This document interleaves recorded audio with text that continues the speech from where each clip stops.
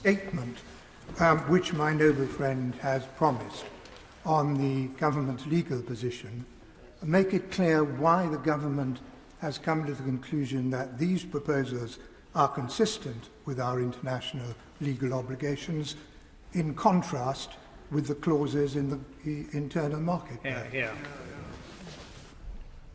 My Lords, I hear what my noble friend has said, and of course, as I've said already, we will be putting forward a statement which will outline the government's position in this regard.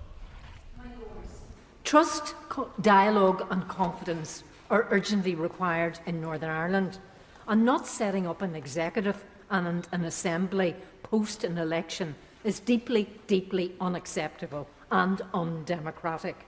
And in that vein, would the noble Lord the Minister outline what technical meetings, I'm not talking about ministerial meetings, I'm talking about technical working meetings, have taken place between the UK Government and the EU Commission in the last 6 months on issues to do with the protocol? And I would further add, what business meetings will take place and when will they take place with business leaders, taking on board that the European Commission, through Maros Šefčovič, has already had such meetings going back for over a year. My Lords, again, I welcome the noble lady's contribution, who speaks with great insight on issues in Northern Ireland, and I can assure the noble lady, indeed, yesterday my right honourable friend met with the chairman of Marks and Spencers. We are meeting regularly with business leaders, and indeed part of our approach has been underpinned by what businesses are saying themselves. The Road Haulage Association has said the protocol has caused a 34% to 35% increase in the cost of moving goods to Northern Ireland. The Federation of Small Business has said that current arrangements have created, and I quote, a new bureaucracy, increased costs and impacted supply chains. And I can assure the noble lady, as I've indicated through the meeting my right honourable friend had yesterday, that we are meeting regularly with businesses, as she's acknowledged, as are the EU. In terms of specific official level meetings, these have been very regular and consistent, and for every meeting which takes place at ministerial level, there are official meetings both in the preamble to those meetings and official meetings post the outcomes on that. And I'm just looking down my list here: 1, 2, 3, 4, 5, 6, 7, 8, 9, 10 meetings since December, led by the Foreign Secretary directly. And as I said, pre-meetings and post-meetings after that indicate certainly our commitment to find a practical resolution. My Lords, whilst welcoming the statement of the Foreign Secretary, there is no doubt that resolute action to deal with this deeply offensive protocol must be taken.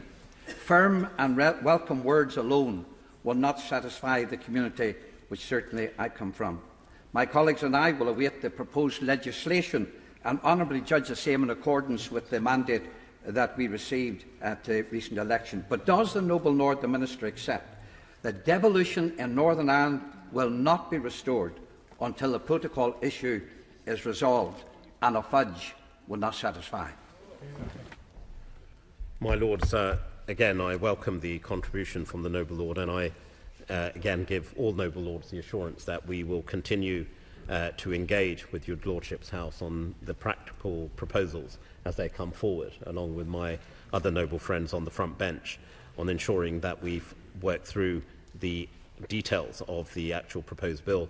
I agree also with my noble friend on the importance of having a functioning executive and assembly, and therefore it is very much part and parcel of the solution to ensure we find practical resolutions, not just to the issue of the protocol, but the continued challenges, but also to avail the opportunities for all people across Northern Ireland. What assessment the government has made of the collateral effects of other EU-UK matters that are under discussion and this spat? This was very strongly evidenced by the letter that I received from Commissioner Gabriel on the 29th of April in response to my letter about the lack of accession of the UK over Horizon Europe. Commissioner Gabriel cited there the present serious difficulties in the implementation of the withdrawal agreement. So is it not the case that the Northern Ireland Protocol is spilling over a lot into the wider relationship and causing other problems? My Lords, in negotiating any new agreement, and certainly through the withdrawal agreement and our new working with our colleagues across the European Union, of course there are going to be issues that we still need to focus on and issues we need to resolve. But I spoke earlier about my own practical experience and insights in my dealings with colleagues across the EU, foreign ministers who I meet regularly, my right honourable friend, the Foreign Secretary, does, and certainly there is a raft of areas on which not only do we see strong collaboration, we see strong partnership, and that's perhaps best brought together in the current response that we've seen to the war in Ukraine. My noble friend accept that the problems with the Would my noble friend accept that the problems with the Northern Ireland Protocol don't simply affect trade, but also the human rights issue, which has been identified as the democratic deficit, in that Northern Ireland is the only part of Europe in which people are subject to laws that are changed in a foreign parliament, that are adjudicated by a foreign court, and where tax rates have to be approved by a foreign power. And unless the solution that the government comes up to actually removes those jurisdictions, it will not be a sustainable one. My Lord, my noble friend articulates the current challenges, and therefore that is why exactly the government is acting. We have a responsibility as the sovereign power responsible for Northern Ireland, for the people of Northern Ireland, to ensure that the primacy of the Belfast Good Friday Agreement in all its structures is very much kept at the forefront of our thinking, our discussions, but also how Northern Ireland moves forward. But also ensuring that my noble friend mentioned about human rights, that ensuring people in Northern Ireland have the same benefits and laws and courts as everyone else across the United Kingdom.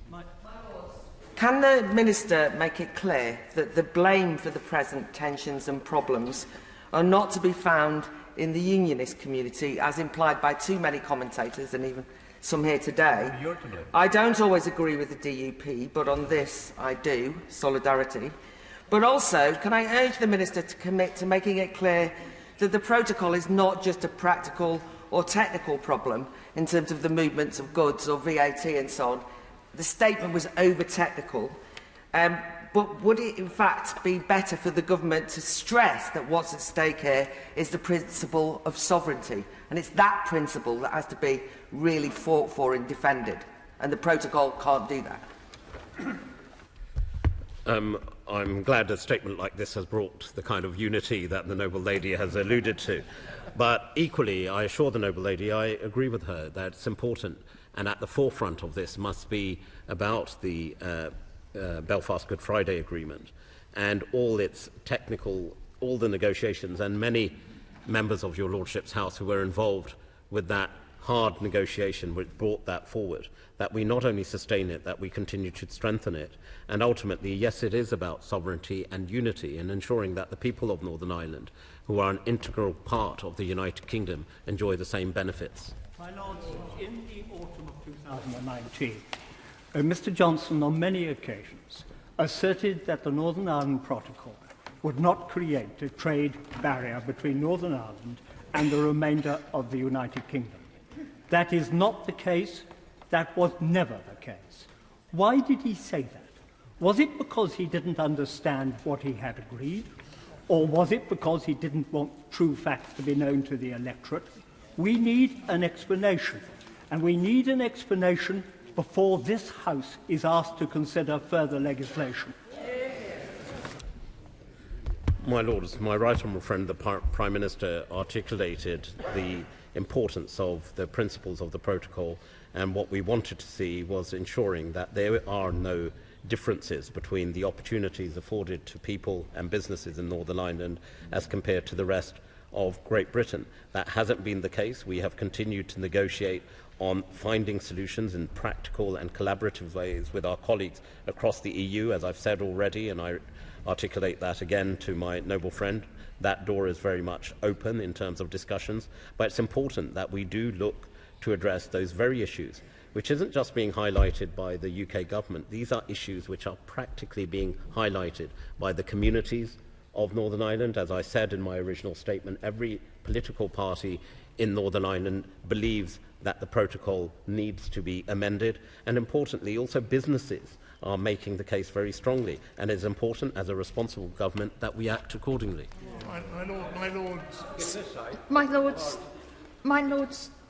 does the Noble Lord the Minister not recall that we discussed this issue over and over again when we were talking about the impact that Brexit would have on the Northern Ireland Agreement? We did so in this House.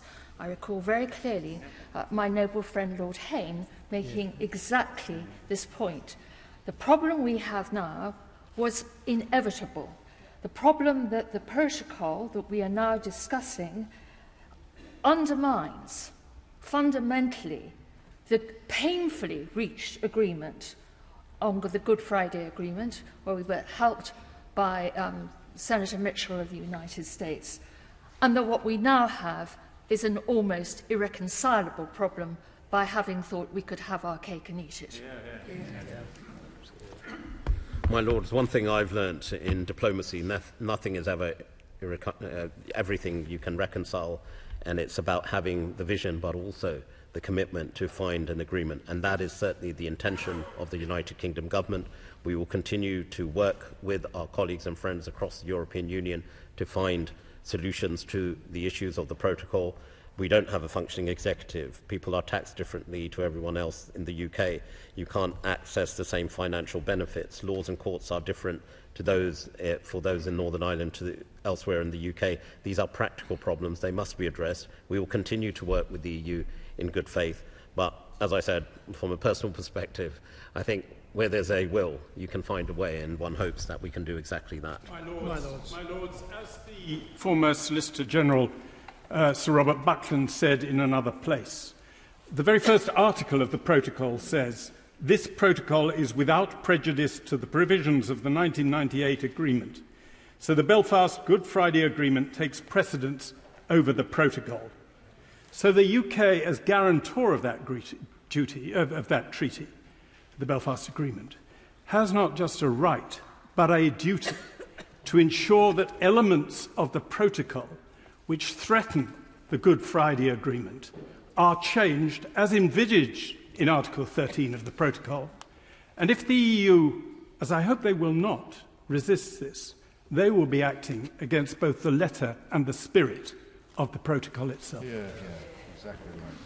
My Lords, my noble friend has detailed what my right honourable friend Robert Buckland has said, and I totally agree with my noble friend. And as I said, the position the government is taking, this isn't about scrapping the protocol, it's addressing the very issues which are not consistent with the important agreement that was reached by all in Northern Ireland, which is, of course, the Belfast Good Friday Agreement, and we need to ensure that's upheld. Does the Minister understand why some of us who warned of the dangers of Brexit and the withdrawal agreement, as we did, as my noble friend said, we're just a wee bit fed up with those people who were responsible for it and got their peerages as a result of supporting that campaign, get up now and criticise what they advocated. And when the minister, or the late minister, who pushed this on us, and who's sitting on the back benches over there, leaves the front line and sniped from the sidelines, leaving the poor Lord Ahmed to come and explain it to us. He does it very well. It's not his responsibility. We should blame those whose responsibility it really is. My Lords, first of all, may I say that I've worked very closely with my noble friend, Lord Frost, and I continue to have a very strong friendship and hold him in the highest regard, and I pay tribute to the important work he did in our discussions on this important agreement with those across the European Union.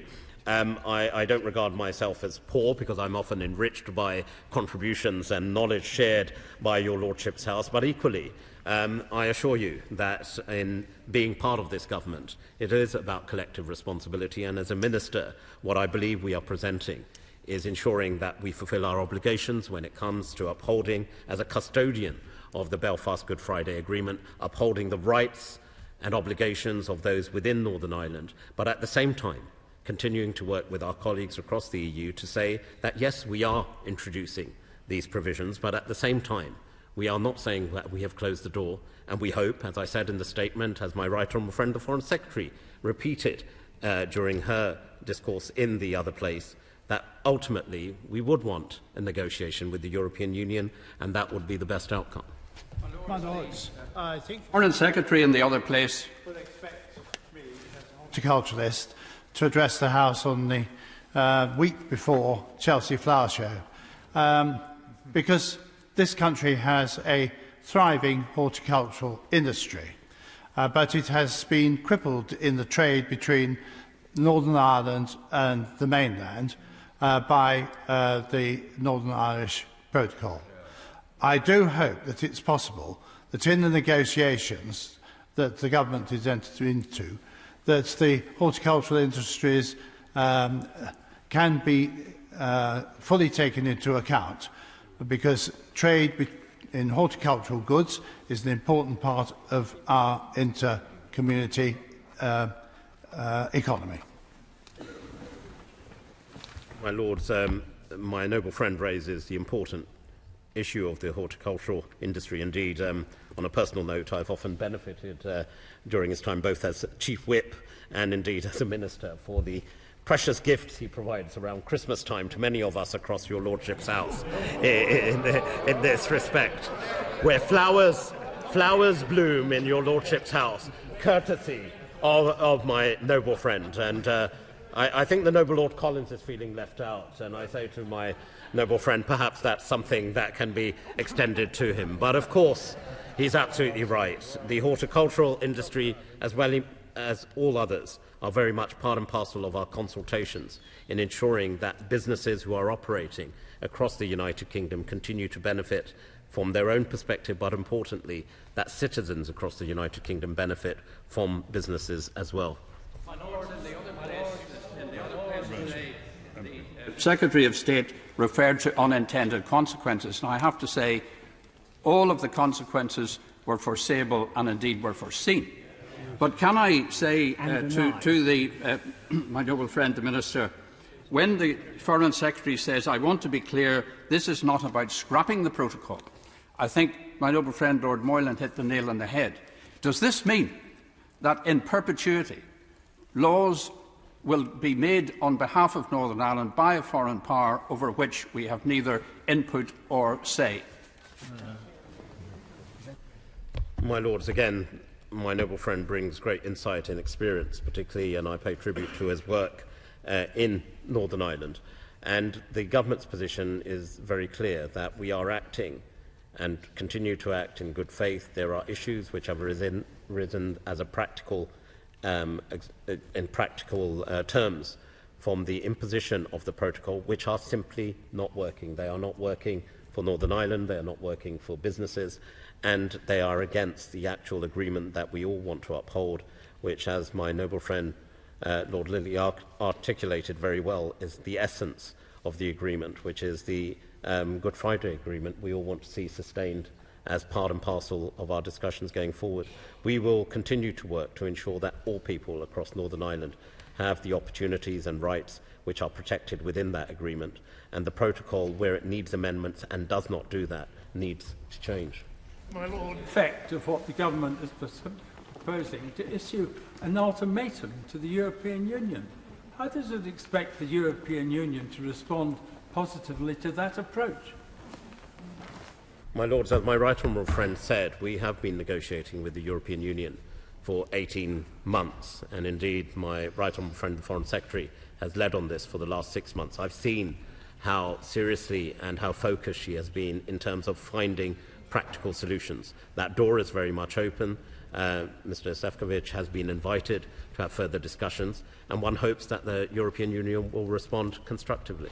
My Lords, as a former chairman of the Northern Ireland Affairs Committee in the other place, could I ask my noble friend to take particular note of the very wise words of the current chairman, who, after all, leads a committee of several parties, who has got to know Northern Ireland very well, and could I express the hope that he will be present at key negotiations? My Lords, I certainly regard all contributions as wise words, whether in the other place or indeed in your Lordship's house. But of course it is important, and I reiterate the point, and I know I speak for others on our front bench. There are many people who have direct insight, direct experience on this important issue, and as we work through the proposals that the government brings forward, we will be well placed to leverage and utilise and make sure that experience feeds into what one finds and one hopes is going to be a practical outcome to the issues around the protocol which we currently face.